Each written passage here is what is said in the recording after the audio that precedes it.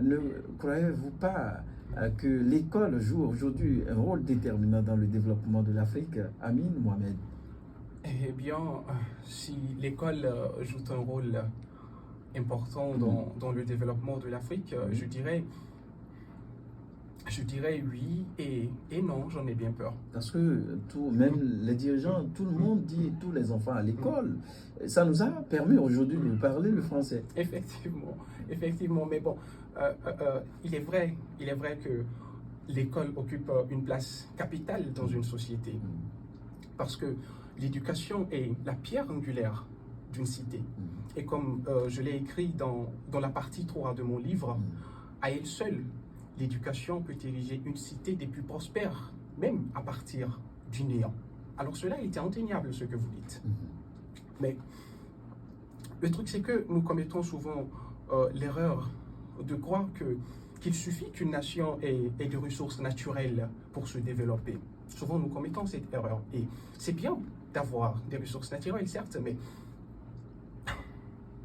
à eux seuls, ils ne font pas l'affaire. Parce que la plus grande ressource qu'un État puisse avoir pour son développement, ce n'est pas le pétrole, ce n'est pas de l'or, ce n'est pas l'uranium, hélas. C'est quoi, mais la plus grande ressource qu'un État puisse avoir, c'est l'homme.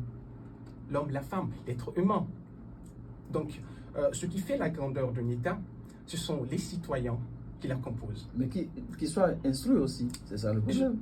J'y viens. Voilà. Donc, et ce qui fait la grandeur d'un être humain, c'est son esprit, la force de son esprit.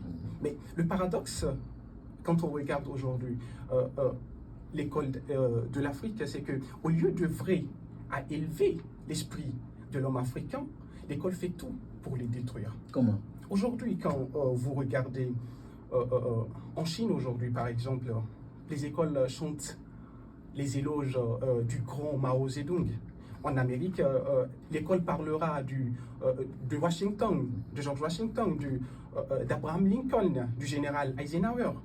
En France, l'école vantera la prouesse du grand conquérant Napoléon Bonaparte et aussi du général Charles de Gaulle. En Russie aussi, l'école chantera les prouesses de Lénine, de Joseph Staline. Mais l'école africaine, que fait-elle? Chante-t-elle la gloire de ces grands héros qui ont donné leur vie pour préserver l'honneur africain? Non, l'école ne le fait pas. L'école ne le fait pas. Au lieu de cela, l'école africaine dit aux jeunes étudiants, vous êtes des descendants des singes. C'est-à-dire, nos grands-parents étaient des singes. Et ça, l'école le dit. Et comme si cela ne suffit pas, l'école chante aussi